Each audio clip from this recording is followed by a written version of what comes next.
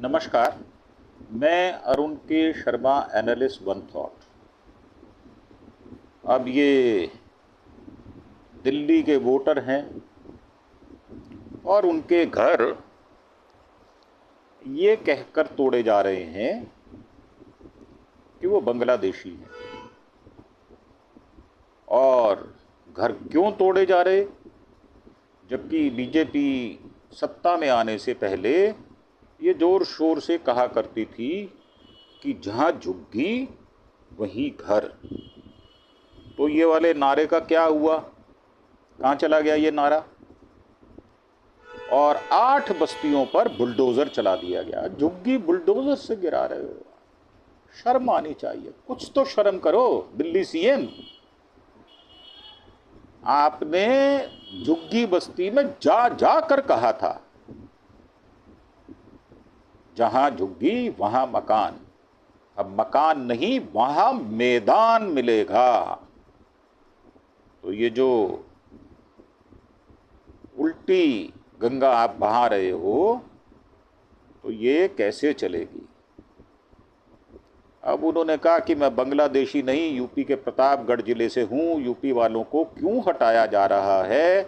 चुनाव से पहले बीजेपी ने वायदा किया था जहां झुग्गी है वहीं मकान देंगे, हमें भी उम्मीद थी। लेकिन उन्होंने झुग्गी की जगह मकान देने के बजाय पूरा मैदान बना दिया है। बीजेपी को वोट देना हमारी सबसे बड़ी गलती थी। अभी रेखा गुप्ता ने भी कहा योगी आदित्यनाथ को कि ये जमुना का जो पानी है, ये आपके यहाँ से सारा का सारा जो मैला कुचैला और वो गंद और उसमें गाद जो होती है वो उखला से अंदर आ रही है, तो आप इसका इंतज़ाम करें। अब दोनों एक ही पार्टी के हैं, एक दूसरे को बोल रहा है, दूसरा तीसरे को बोल रहा है। और दिल्ली की तो सीएम हरियाणा वाले को भी कोस रही है कि वहाँ से पानी नहीं छोड़ रहे आप। तो ये आपसे शासन संभलता नहीं, और आप बदजुबानी पहले से ही करती आई हैं, अब अपने लोगों को भी प्रताड़ना देने की कोशिश कर रही हैं। तो दिल्ली के भूमिहीन कैंप से जन्म से रह रही सुनीता का घर 5 जुलाई को कब्जा बताकर तोड़ दिया गया। राशन कार्ड नहीं है इसलिए मकान भी नहीं मिला। पूरा परिवार सड़क पर आ गया।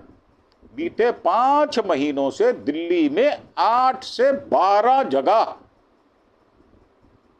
झुग्गियां तोड़ दी गई, हटा दी गई, खाली करा दी गई है जमीन। करीब 9 एकड़ जमीन खाली कराई गई है, जिसमें करीब 27,000 लोग विस्थापित हो गए हैं। इनमें से बहुत से लोगों को अब तक दूसरा मकान नहीं मिला, पढ़ने वाले बच्चे हैं।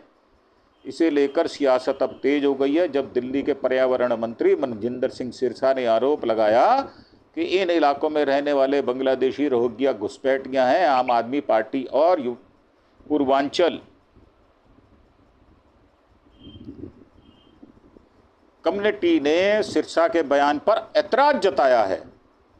आपका कहना है कि सिरसा ने यूपी बिहार से आने वाले स्लम के गरीब लोगों को रोहिंग्या और बांग्लादेशी बता दिया।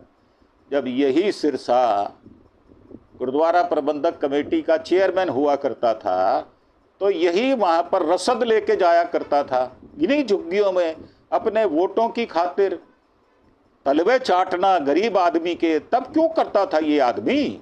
तब भी तो पता चलना चाहिए। यही आदमी बंगला साहब से लंगर बनवा के इन गरीब लोगों में बांटने जाया करता था। तो तब क्या वो रोहिंग्या या बांग्लादेशी नहीं थे? अब इस बुलडोजर एक्शन का प्रभावित इलाकों के लोगों की जिंदगी पर क्या असर पड़ा है? बीजेपी ने सत्ता में आने से पहले जहां झुग्गी वहां मकान का वायदा किया था, और महिलाओं को 25 रुपये देने की भी बात कही गई थी, महिलाओं को फ्री बस सर्विस भी देने की बात कही गई थी, बिजली के 300 यूनिट फ्री करने की बात कही गई थी। उसका क्या हुआ, यह जानने के लिए आपको दिल्ली की बस्तियों में, झुग्गी बस्तियों में घूमना पड़ेगा। और 627 झुग्गी बस्तियां हैं, जिनमें करीब 3.5 लाख परिवार रहते हैं। 3.5 लाख जनता नहीं, 3.5 लाख परिवार का मतलब ये हुआ कि 17 से 18 लाख लोग रहते हैं। आबादी इनकी 30 लाख से ऊपर है और ज़्यादातर झुग्गी बस्ती रेलवे, दिल्ली नगर निगम और डीडीए की ज़मीनों पर मौजूद है। और दिल्ली सरकार के आंकड़ों के मुताबिक झुग्गी झोंपड़ियों में रहने वाले ज़्यादातर लोग उत्तर प्रदेश, बिहार, मध्य प्रदेश और राजस्थान से हैं। इन सारी ही जगहों पर भारतीय जनता पार्टी की सरकार है। अब ये 4 जगहों में देखो तो भगवा लहरा रहा है और भगवाधारी खुद ऐसा नीच काम कर रहे हैं जो कि मानवता को विचलित करने वाला है। 11 जून को भूमिहीन कैंप अगर सरकार जमीन की तो क्या 70 साल से सो रही थी?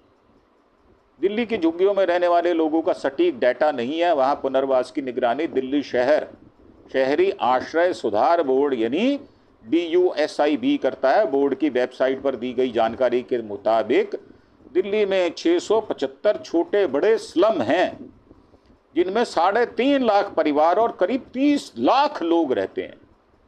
इन्हीं में से एक कालका जी का भूमिहीन कैंप है। यहाँ 11 जून को पूरी बस्ती साफ कर दी गई क्योंकि आतिशी यहाँ से जीत गई। रमेश विधूड़ी नहीं जीत पाए। दुश्मनी भाई दुश्मनी। ये दुश्मनी निभा रहे हैं उन लोगों से कि तुमने वोट क्यों नहीं दिया, हरवा दिया हमारे कैंडिडेट को। वो बड़बोला, बदतमीज, निर्लज्ज रमेश विधूड़ी जो बकवास करता है संसद के अंदर, उसको क्यों हरवा दिया भाई? तुम्हें खमियाजा भुगतना पड़ेगा। यहाँ 11 जून को पूरी बस्ती साफ कर दी गई। 3480 परिवारों में से सिर्फ 1862 परिवारों को घर मिला है और उन्हीं को घर मिला है जिन्होंने बीजेपी को वोट दिया था। जिन्होंने बीजेपी को वोट नहीं दिया उनको घर नहीं मिला। कालका जी एक्सटेंशन की आशा किरण सोसाइटी में इन्हें घर दिया गया है। हालांकि कैंप में रहने वाली मीना को भी वो भी नहीं मिला। वो नाश्ते का ठेला लगाती है। बुलडोजर कार्रवाई के बाद बारे में पूछने पर बेहद गुस्से में नजर आती है। तो कहती हैं कि मैं यहीं पैदा हुई, मेरे बच्चे भी यहीं बड़े हुए, मेरे पास voter I card, PAN card और बिजली का बिल भी है, सब 2008 के रजिस्टर्ड हैं, लेकिन मकान के लिए राशन कार्ड मांग रहे हैं। 15 साल से दिल्ली में राशन कार्ड बन ही नहीं रहा, इसलिए सर्वे करने आई टीम को भी नहीं दिखा सकी, इसलिए मुझे मकान नहीं दिया गया। और कार्रवाई के दौरान उसके बारे में पूछे जाने पर कहती हैं सिर्फ 2 दिन पहले नोटिस मिला था। कैंप के लोग सुप्रीम कोर्ट से स्टे ऑर्डर लेने गए थे और फैसला आना था, उससे पहले ही उनको डर था कहीं स्टे ना हो जाए। प्रशासन तो झुग्गी तोड़ने के लिए इतना बेचैन था कि 11 जून की सुबह होने का भी इंतजार नहीं कर सका। आधी रात 3 बजे बुलडोजर लगा दिया गया था। घरों में घुसकर हमें बाहर निकालने लगे। अगर सरकार ऐसा करेगी तो गरीब आदमी जाएगा कहाँ, ये तो बताओ। अगर ये जमीन सरकार की थी तो क्या 70 साल से सो रहे थे, धतूरा पी के, भांग खा के बेहोश पड़े थे, चरस खा के बेसुध पड़े थे क्या बीजेपी के लोग? और दिल्ली में बन रहे राशन कार्ड, दिल्ली में 2013 से सत्यापन प्रक्रिया नहीं हुई। प्रक्रिया में ऐसे नाम हटाए जाने हैं जिन लोगों की मौत हो चुकी है, जो सिर्फ निवास प्रमाण पत्र के लिए राशन कार्ड रखते हैं, जिन्हें सरकारी नौकरी मिल गई या आय बढ़ गई। दिल्ली में अभी 17,41,000 से ज़्यादा राशन कार्ड धारक हैं। आबादी 2,40,00,000 और राशन कार्ड 17,40,000। तो बीजेपी ने कहा था झुग्गी की जगह मकान देंगे, मैदान बना दिया। और मीना आगे कहती हैं कि चुनाव था तब हर पार्टी के नेता यहाँ आकर बोलते थे कि तुम्हें मकान देंगे। बीजेपी का नारा था जहाँ झुग्गी वहाँ मकान, वादा किया था यहाँ किसी को बेघर नहीं करेंगे। अब छोटी वजहों से मकान नहीं दिया गया और बीजेपी सीएम रेखा गुप्ता ने झूठ बोला था। झूठी है ये, मक्कारी रग रग में भरी हुई है इनके। जो नेता बोल रहे हैं कि बांग्लादेशियों को हटाया जा रहा है, तो क्या उनके पास कोई लिस्ट है? मैं यूपी प्रतापगढ़ जिले से हूं, बांग्लादेशी नहीं हूं। यूपी वालों को क्यों हटाया जा रहा है? आतिशी यहाँ आई थी, उन्होंने लोगों की मदद की, लेकिन वो मामले में ज़्यादा कुछ नहीं कर सकती। उनको पुलिस जबरदस्ती धकेल कर वैन में बिठा कर ले गई। मीना कहती हैं कि बीजेपी को वोट देना हमारी गलती थी। सबसे बड़ी गलती हमने कर दी, इन झूठे मक्कारों लोगों के ऊपर विश्वास कर लिया। हमें नहीं पता था हमारे बच्चों के सिर से छत छीन ली जाएगी, वरना कभी वोट नहीं देते। हमें उम्मीद थी कि वो झुग्गी की जगह मकान देंगे, उन्होंने झुग्गी की जगह पूरा मैदान बना दिया। मैं मजबूरी से माँ के घर रह रही, मेरे 4 बच्चे भी हैं। मेरे यहाँ 2 भाइयों का परिवार रहता है, इतने लोग एक घर में नहीं रह पाएंगे, ना ही हम 8-10 हज़ार किराया भर पाएंगे। और ये मीना जो है भूमिहीन कैंप की रहने वाली है। सरकारी रिकॉर्ड में राशन कार्ड जरूरी नहीं है, फिर भी मांग रहे हैं। भूमिहीन कैंप में रहने वाले हरिशंकर झुग्गियों के मालिकाना हक के लिए सुप्रीम कोर्ट गए थे। वे बताते हैं सर्वे 2019 में शुरू हुआ था, जो भी फ्लैट मिले हैं उनकी नींव कांग्रेस के वक्त में डाली गई थी। इनमें से सिर्फ 1862 को ही मकान मिले हैं। भूमिहीन कैंप में 1029 लोगों को अपात्र मान लिया गया है और घोषित कर दिया गया है। 100 से ज़्यादा लोगों को सर्वे में शामिल ही नहीं किया गया। जैसे कहा गया 2015 से पहले का एक राशन कार्ड चाहिए। पिछले कई सालों से दिल्ली में राशन कार्ड नहीं बन रहे। मकान के लिए 2015 का कट ऑफ रखा गया है। इसके पहले का वोटर आई कार्ड और सरकार से जारी डॉक्यूमेंट होना चाहिए। सरकारी दस्तावेजों में लिखा है कि मकान मिलने के लिए राशन कार्ड होना जरूरी नहीं है। फिर भी जिनके पास राशन कार्ड नहीं, उन्हें मकान नहीं दिया गया। सर्वे के समय झुग्गियों में सिर्फ वॉलंटियर आते थे। 2019 में DUSIB या DDA का कोई ऑफिशियल व्यक्ति नहीं आया, जबकि पॉलिसी के मुताबिक उनको अधिकारियों को झुग्गियों का सर्वे कराना था। हरिशंकर कहते हैं कि कुछ लोगों को तो मकान देने से इसलिए मना कर दिया क्योंकि 2019 में लोकसभा चुनाव की वोटर लिस्ट में उनका नाम नहीं था। कुल मिलाकर सरकार अपने फ्लैट बचाना चाहती है, वहीं बिचौलिए सरकारी मकान के बदले पैसे मांग रहे हैं। अब दिल्ली स्लम और झुग्गी झोंपड़ी पुनर्वास नीति और पुनर्स्थापन नीति जो है वो दिल्ली में आप सरकार ने 2016 में इसे मंजूरी दी थी और पॉलिसी का मकसद था कि दिल्ली के झुग्गी वालों को पुनर्वास और पुनर्स्थापन के जरिए बेहतर मकान देना। किन्हें मिलेगा फ़ायदा? 1 जनवरी 2006 से पहले बनी झुग्गी झोंपड़ियों और 1 जनवरी 2015 से पहले विशेष आवास इकाइयों को पुनर्वास मिलेगा। जरूरी डॉक्यूमेंट्स जो हैं वो 2012 से 15 के बीच जारी वोटर आई कार्ड, DUSIB सर्वेक्षण में नाम, राशन कार्ड और बिजली बिल जैसे 12 दस्तावेजों में से एक होना जरूरी चाहिए। कहाँ मिलेगा नया घर? तो झुग्गी झोपड़ियों में रहने वाले को उसी जगह या 5 किलोमीटर के दायरे में वैकल्पिक मकान देना होगा। गली, फुटपाथ, रेलवे सुरक्षा या पार्क में अतिक्रमण होने पर 5 किलोमीटर के दायरे वाली बाध्यता नहीं होगी। और 1 जून को मद्रासी कैंप ये 40 किलोमीटर दूर घर दिया। वहाँ ना काम है, ना स्कूल है, ना सड़कें हैं, ना पानी है, ना बिजली है, ना शौचालय है। इससे पहले जंगपुरा में मौजूद मद्रासी कैंप 1 जून को दमीजोद कर दिया गया था और रेलवे ने मालिकाना जमीन पर DUSIB के गिनती किए 370 परिवारों में से सिर्फ 189 परिवारों को घर दिया। बाकी 182 परिवार के करीब 900 लोग अब भी अनिश्चितता की दौर में है। जिन्हें मकान मिला है वो भी झुग्गी से 40 किलोमीटर दूर नरेला में मिला है, जहाँ ना कारोबार है और ना आने जाने की व्यवस्था है। तो कार्रवाई के 4 दिन बाद 5 जुलाई हमें मद्रासी कैंप पहुँचे। वहाँ झुग्गियों का नामो निशान तक नहीं बचा था। वहीं सड़क के दूसरी ओर हमें कई महिलाएं बैठी मिली, लेकिन बात करने के लिए राजी नहीं हुई। आगे बढ़े तो पार्क में कुछ महिलाएं मिली। मनमाती उनमें से एक है, वो बेटी के स्कूल से आने का इंतजार कर रही थी और मनमाती जन्म से ही दिल्ली में रह रही हैं। उनके पास आधार और राशन कार्ड था, इसलिए सर्वे करने आई टीम के डेटा के मुताबिक उन्होंने नरेला में मकान मिला। हालांकि वो इससे भी खुश नहीं है। वे कहती है कि मैं उस मकान में एक बार ही गई थी। वहाँ ना तो हमारे बच्चों के लिए कोई स्कूल है, ना कोई काम है, मेरा और मेरे पति का काम यहाँ जंगपुरा में है। मैं यहाँ मकानों में सफाई का काम धंधा करती हूँ।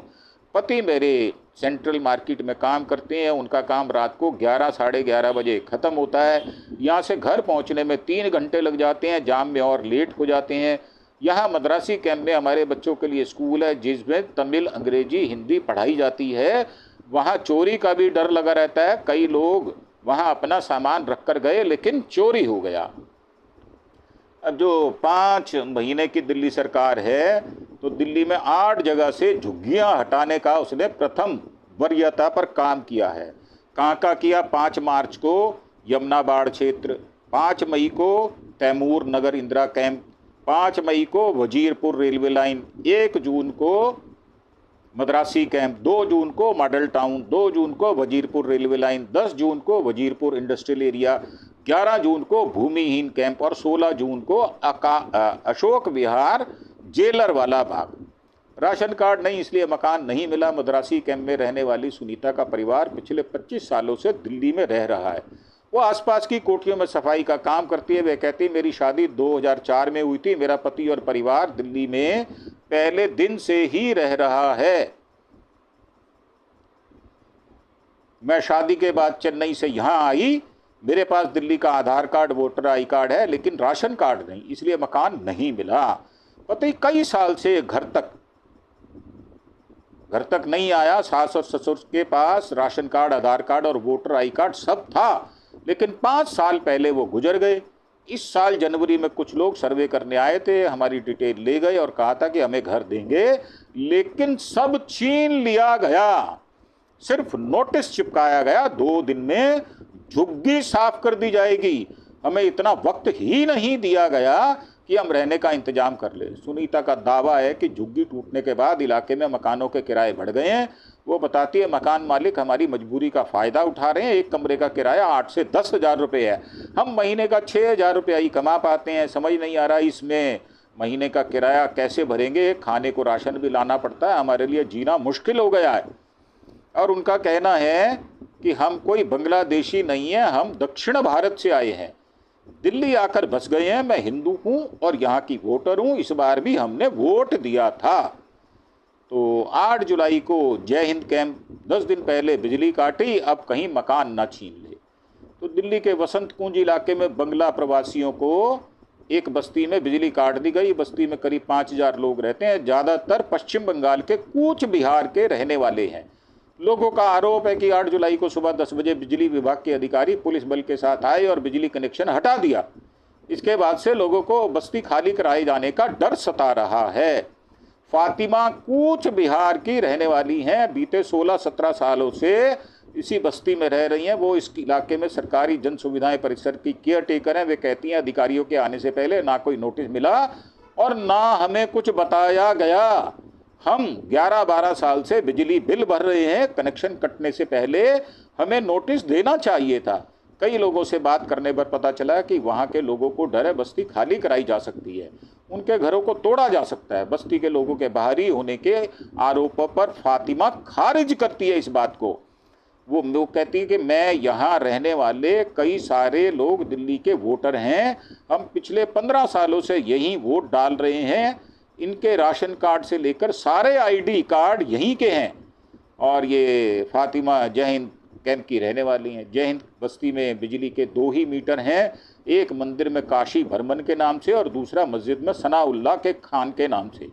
लोगों में सब मीटर के जरिए इन्हीं 2 मीटरों से कनेक्शन ले रखा है। वे सब मीटर अवैध हैं। पिछले साल 14 मई को दिल्ली की पटियाला हाउस कोर्ट ने दोनों मीटरों को अवैध बता दिया था, हटाने का आदेश भी दिया था। बिजली के अलावा जय हिंद कैंप की जमीन का मामला भी कोर्ट में लंबित है।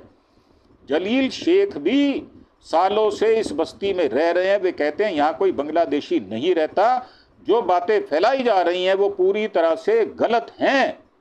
2014 में इस झुग्गी में आग लगी थी, तब उपराज्यपाल खुद बोलकर गए थे कि लोग यहीं रहेंगे। ये ज़मीन सरकारी, अभी तक तय नहीं हुआ कि ये किसकी ज़मीन है। अब पॉलिटिकल पार्टियां क्या कह रही हैं? बीजेपी बोल रही है कि कोर्ट के आदेश पर हो रहा है एक्शन। दिल्ली की सीएम रेखा गुप्ता ने साफ किया है कि दिल्ली में चलाया जा रहा अभियान कोर्ट के निर्देश पर किया जा रहा है। बीजेपी प्रवक्ता प्रवीण शंकर कपूर कहते हैं कि जिन भी झुग्गियों को तोड़ा गया है वे या तो कोर्ट के आदेश पर हटाई गई हैं या वो नालों पर बनी हुई हैं।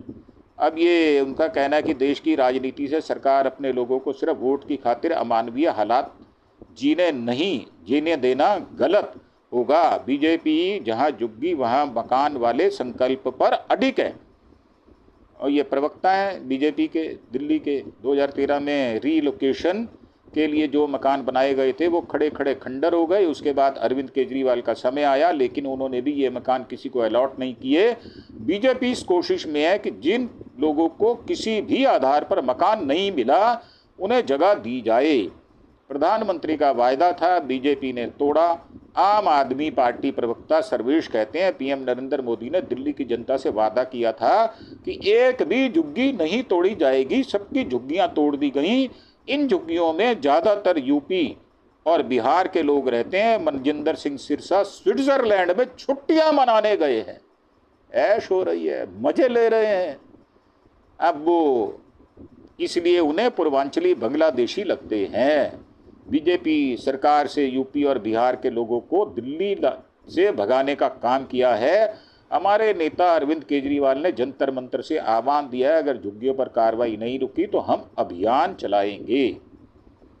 अब ये कर क्या रहे हैं? दरअसल ये कर रहे हैं क्या, शकूर बस्ती होगी श्रीरामपुरम, नाम बदलने का काम कर रहे हैं। तो दिल्ली में नाम बदलने की सियासत चल रही है। इसको जो है पहले शकूर बस्ती गांव हुआ करता था, बंटवारे के बाद उसी के बगल में पाकिस्तान के मुल्तान से आए लोगों की एक बस्ती बसाई गई और उसका नाम शकूर बस्ती पड़ गया। इसी आधार पर शकूर बस्ती विधानसभा बनाई गई। अब पुराने नाम से आखिर क्या परेशानी है? जो लोग इसे बदलने पर आमादा हो गए हैं। दिल्ली के न्यू मुल्तान नगर के रहने वाले रिटायर्ड प्रोफेसर सर्वेश कुमार को नाम बदलने की मांग समझ नहीं आ रही और आएगी भी नहीं, क्योंकि बीजेपी यही काम करती है, उसके पास और कुछ है नहीं। और मोदी साहब तो झोला उठा के चल देंगे। वैसे भी भीख मंगे 35 साल जिस आदमी ने भीख मांगी हो उसको आदत पड़ जाती है भीख मांगने की। और उनकी माने बर्तन मांजने हैं तो उनको वही माहौल मिला है बर्तन मांजने वाले घरों में जो होता है। तो मेरा मानना ये है कि इस प्रकार के जो लोग दूसरों पर लांछन लगाते हैं, अपने गिरेबान में झांक कर देखे कि उनकी औकात क्या है। उनकी औकात एक टके की नहीं है, एक पैसे की औकात नहीं है। नैतिकता के तराजू पर वो 0 से भी नीचे है। महिलाओं का मंगलसूत्र पर बात करते हैं और बात करते हैं जिनके ज़्यादा बच्चे होंगे वो आपकी बेटियों को उठाकर ले जाएंगे। आप मुजरा करो, कोठे पे चले जाओ, आपकी भैंस को ले जाएंगे। तो ऐसी अनर्गल बकवास करने वाला आदमी क्या हो सकता है? मुझे समझ नहीं आता कि उनको क्या शब्द कहा जाए। उन्होंने सारी मर्यादाएं प्रधानमंत्री की तोड़ दी हैं और वो तोड़ते चले जा रहे हैं। इसमें उनको वरदस्त हो गया है और वो इसका खमियाजा आम जनता को भुगतना पड़ रहा है। तो आप सोचिए, आपको प्रश्न देकर जा रहा हूं, आप सोचिए और नीचे कमेंट बॉक्स में आकर जवाब दीजिए कि क्या होना चाहिए था और क्या से क्या हो गया। इन्हीं शब्दों के साथ आपसे आज्ञा लेते हुए एक बार फिर से प्रार्थना कि आप हमारे चैनल अरुण के शर्मा एनालिस्ट वन थॉट को सब्सक्राइब अवश्य करेंगे। हमारी जो बुलंद आवाज़ है वो कभी कम नहीं होगी, ना ही बंद होगी। ये हमारे श्वास रुकने के बाद ही बंद होगी। तो मेरा मानना है कि आपकी आवाज़ बनकर हम सारी बातें कहते हैं, तो ये आपका फ़र्ज बनता है कि हमें ज़्यादा से ज़्यादा सब्सक्राइब करें। अपने दोस्तों, इष्ट मित्रों, सज्जनों के साथ, अपने रिश्तेदार, मोहल्ले के लोगों के साथ हमें सैकड़ों की संख्या में आप सब्सक्राइब करें। इन्हीं शब्दों के साथ आपसे आज्ञा लेते हुए आपका धन्यवाद। Thank you. जय हिंद, जय भारत।